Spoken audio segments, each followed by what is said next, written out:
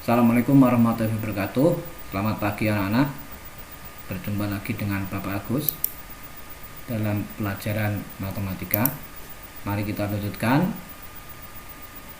bab kedua, yaitu tentang himpunan. Apa itu himpunan? Baik, dalam pengertian matematika, himpunan itu adalah kumpulan benda-benda atau objek yang didefinisikan dengan jelas. Jadi tidak harus benda, nanti bilangan juga bisa termasuk himpunan. Yang penting jelas pengertiannya. Jadi mana yang termasuk dan mana yang bukan itu jelas. Jadi contoh himpunan nih, kumpulan hewan berkaki 4, jelas ini hewan berkaki 4, sapi, kambing, jelas. Kalau burung tidak masuk, ayam tidak masuk. Kemudian kumpulan nama hari yang diawali dengan huruf F, jelas itu nama hari Senin, Selasa, ya, Rabu tidak ikut ya. Jadi Senin, Selasa itu termasuk himpunan dari kumpulan ini, jelas. Makanya disebut dengan himpunan. Nah, kumpulan siswa nih, ini siswa yang tingginya 156 cm. Ini juga jelas, siswa yang tingginya 156. Kalau ada siswa yang tingginya 150 tidak termasuk dalam kumpulan itu. Nah, itu jelas. Jadi himpunan itu pengertiannya atau bendanya atau objeknya harus jelas. Apakah yang bukan himpunan yang mana? Ada kumpulan makanan enak, itu tidak jelas karena enak itu masih subjektif. Seseorang mengatakan enak, mungkin orang yang lain tidak mengatakan enak, maka tidak jelas enak yang bagaimana. Kumpulan lukisan indah itu yang bagaimana juga tidak jelas indah. Kemudian kumpulan siswa yang berbadan tinggi, kumpulan siswa yang berbadan tinggi itu yang bagaimana, tingginya berapa juga tidak jelas. Kalau yang tadi tingginya jelas 156 cm, ini berbadan tinggi, jadi ini bukan himpunan ya. Jadi makanan enak, lukisan indah, berbadan itu bukan himpunan. Nah, bagaimana cara menuliskan himpunan dan anggota himpunan?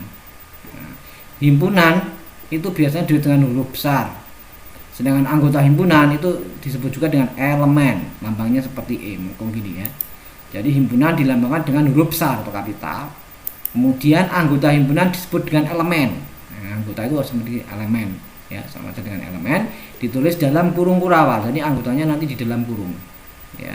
Kemudian contoh misalnya ada B adalah himpunan bilangan ganjil kurang dari 11. Nah, ini adalah B adalah himpunan bilangan ganjil kurang dari 11, maka B itu himpunan karena ditulis dengan huruf besar. Nah, kemudian anggotanya apa? Kita tulis dalam bentuk kurung. Nah, ini B himpunan sama dengan kurung kurawal. Nah, anggotanya di dalam kurung ini. Karena di sini bilangan ganjil kurang dari 11, maka anggotanya 1, 3, 5, 7, 9. Nah, kalau kita lihat di sini ada 1, 2, 5, 7, 9. Nah, 1 itu anggota dari B, maka ditulis 1 elemen dari B, ditulis 1, ini lambang elemen ya, elemen B. 3 anggota dari B, berarti ditulis 3 itu juga elemen dari B. Sedangkan 2 itu bukan anggota dari B, 2 bukan. Kalau bukan berarti ditulis 2 elemen dicoret dari B. Seperti halnya juga 4 kan bukan anggota dari B, maka ditulis 4 juga elemen bukan anggota dari B, bukan elemen, berarti E dicoret. Nah, kita lanjutkan dengan banyak anggota. Tadi menulis anggota sudah, sekarang banyaknya anggota. Jadi himpunan itu punya anggota. Sebagai contoh misalnya ada himpunan A ya, maka banyaknya anggota A itu dilambangkan dengan N dalam kurung A. Kalau himpunannya B ya N dalam kurung B. Kalau himpunannya C berarti N dalam kurung C. Itu menyatakan banyaknya anggota himpunan. Sebagai contoh A, himpunan A itu ada, saya punya himpunan merpati, dara, kutilang ya.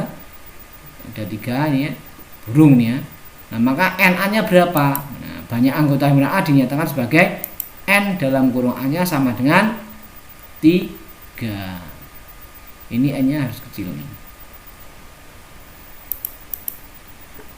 Menyatakan suatu himpunan ada 3 cara. Yang pertama dengan kata-kata, yang kedua dengan mendaftar anggotanya, kemudian yang keempat dengan notasi pembentuk himpunan. Kita lihat perbedaannya dengan kata-kata, mendaftar anggota, dan notasi. Kata-kata itu himpunannya masih ditulis dalam bentuk kalimat, sifat-sifatnya ditulis di sini. Misalnya di sini contoh adalah himpunan R adalah nama hari yang diawali dengan huruf F. Ini masih masih kata-kata, nama hari yang diawali dengan huruf S. Nah, ini baru kita cari anggotanya ini, nama hari tadi yang awalnya S. Kita cari Senin, Selasa, Sabtu, ini anggotanya kita tulis, namanya mendaftar anggotanya.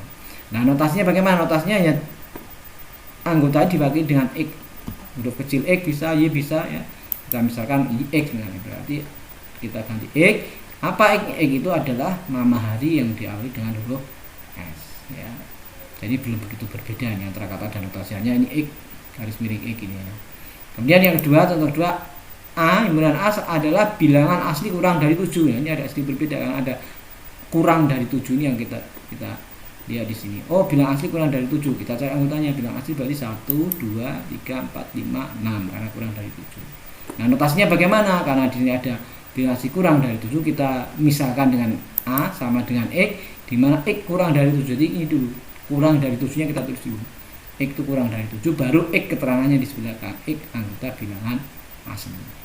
Ya, jadi tanda kalimat matematikanya dulu baru keterangannya, yang depan ini bilangan asli. Apa bilangan asli berarti X bilangan asli.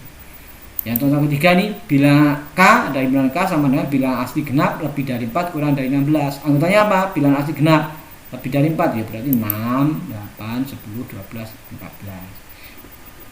Ini mendaftar anggotanya. Nah, bagaimana notasinya? Notasinya kita dahulukan ini loh, lebih dari 4-nya dulu. Berarti K sama dengan lebih dari 4 kurang dari 16. Berarti X-nya nanti di tengah-tengah antara 4 dan 16, dengan X keterangannya apa? Bilangan asli genap. Baru keterangannya X bilangan asli genap. Saya ulangi, membuat notasinya diwakili dengan X, kemudian keterangan kalimat matematikanya dulu, karena di sini lebih dari, kurang dari 16, lebih dari berarti X-nya nanti di tengah. Lebih dari 4 kurang dari 16. Dan dilanjut dengan keterangannya apa? Bilangan asli genap, berarti X anggota bilangan asli genap. Baik, kita lanjut dengan himpunan kosong. Apa himpunan kosong? Ternyata himpunan itu ada yang namanya himpunan kosong, lambangnya seperti ini, kurung tapi tengahnya isinya biasa atau 0 dicoret. Apa sih pengertiannya? Nah, kita misalnya ada suatu himpunan, saya punya himpunan A, anggotanya adalah selotip itu isolasi gitu. Kemudian tip X dan stapler. Ini himpunan 3 alat tulis nih ya. Apabila ini saya ambil semua, gitu, saya ambil maka A-nya tinggal kosong. Seandainya selotip, tip X, stapler diambil, maka himpunan A menjadi tidak punya anggota. Nah, himpunan yang tidak punya A seperti A itu namanya himpunan kosong. Nah, ditulis dengan A sama dengan hanya kurung, dalamnya tidak ada. Atau A sama dengan 0 dicoret. Itu namanya himpunan kosong. Jadi himpunan kosong adalah himpunan yang tidak memiliki anggota tidak ada. Ya. Seperti himpunan yang mustahil, nggak ada anggotanya. Ya.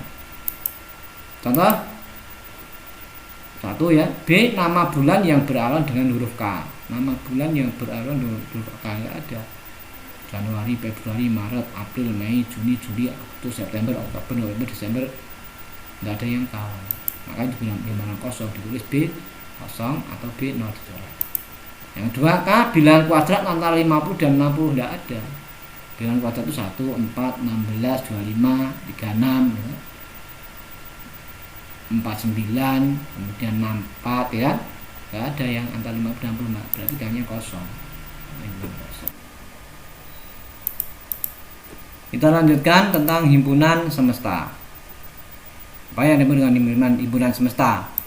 Jadi himpunan semesta adalah himpunan yang memuat semua anggota himpunan yang dibicarakan. Di sini kita membicarakan apa dan nanti semestanya apa, itu nanti kita bisa lihat perbedaannya.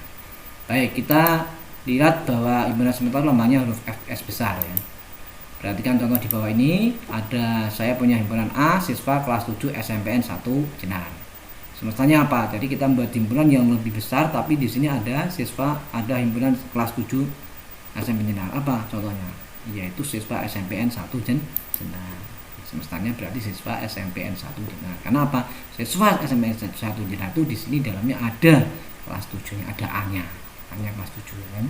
Maka ini semestanya. Jadi kalau S itu memuat A, maka S itu semestanya A. Jadi ternyata S memuat semua anggota A, sehingga S merupakan himpunan semesta dari A. Saya punya contoh 2, himpunan B sama dengan bebek, ayam, burung, angsa. Nah, ini apa semestanya? Banyak ini. Kita lihat saja misalnya salah satunya adalah hewan berkaki dua. Kan benar hewan berkaki dua. Karena di dalam S-nya ada B, ada bebek. Dalam hewan berkaki dua itu ada bebek, ayam, burung, asap. Kemudian mungkin S juga bisa saja hewan saja boleh kan. Hewan itu ada macam banyak sekali kan. Ada kambing, bebek, ayam. Ini termasuk hewan juga. Maka B ini juga di dalam S. S itu juga memuat B, maka S disebut dengan semestanya B pula. Sekarang kita lanjutkan tentang diagram Venn. Jadi himpunan itu bisa kita gambar. Menggambarnya dengan aturan-aturan tertentu.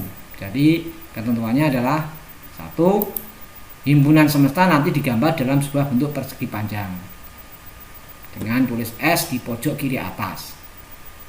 Kemudian setiap anggota ditunjukkan dengan titik atau nota. Anggota-anggota himpunan ditunjukkan dengan nota atau titik dan diikuti nama anggotanya. 3. Setiap himpunan yang ada di himpunan semesta ditunjukkan dalam kurva. Ya, setiap himpunan yang ada di himpunan semesta dari himpunan di dalam kotak itu nanti akan digambar dengan lingkaran atau kurva tertutup. Yang keempat, jika himpunan-himpunan anggotanya banyak, misalnya 25, 30 atau 40, maka tidak perlu ditulis semua, cukup ditulis angkanya. Jadi tidak perlu ditulis dengan titik atau nota. Nota itu atau titik ya. Contoh 1, gambarlah diagram Venn dari himpunan di bawah ini. Saya punya S, bilangan asli kurang dari 6, anggotanya ada di himpunan A, bilangan ganjil kurang dari 5. Nah, kita gambar S berarti kotak.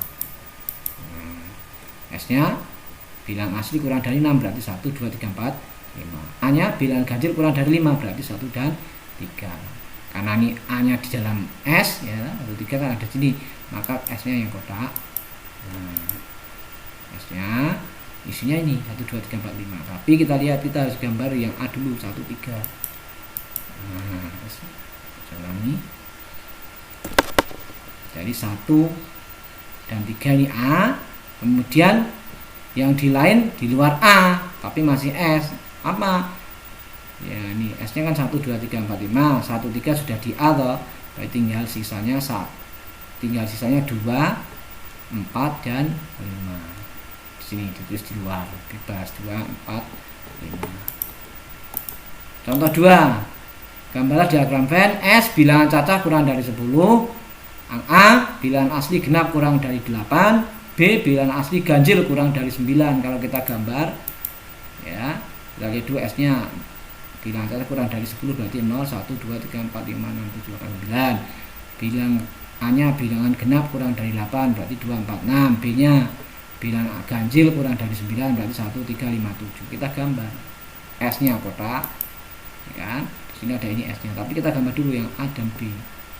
A-nya 2, 4 ya, A-nya mana? A-nya 2, 4, 6 ya, B-nya 1, 3, 5, 7. Sisanya 8, 9 dan 0 ya. 0 dan 8 dan 9 kan ikut S tapi tidak ikut A dan B, berarti di luar A dan B, di luar sini. Sekarang contoh 3 ini bukan contoh 2, 3 tapi contoh 3. Gambarlah diagram Venn, bilangan cacah kurang dari 10 S-nya, kemudian A-nya 3, 4, 5, 6, B-nya 5, 6, 7, 8. Jawabnya bagaimana ya, kita lihat nih S-nya ini garisnya bagaimana diagramnya. Nah, ini kita punya angka yang sama, A dan B ada yang sama yaitu 7, maka 7 itu diikut A juga ikut B ya kan. Kemudian sisanya yang A 7-nya sudah ditulis di sini ya, kita tulis dulu 7. Sisanya yang A tapi di luar B apa? Nah, 5, 9, 11. 5, 9, 11. Kemudian B, karena 7 sudah ikut A, maka sisanya tinggal B yang tidak ikut A, berarti 6, 8, dan 10. Ya, jadi ini sudah ada yang sama di tengah. Baik, ada pertanyaan anak-anak? Kalau tidak, Bapak cukupkan sekian. Jangan lupa bahwa tokennya adalah himpunan huruf besar semua. Saya ulangi, tokennya adalah himpunan huruf besar semua. Terima kasih. Assalamualaikum warahmatullahi wabarakatuh.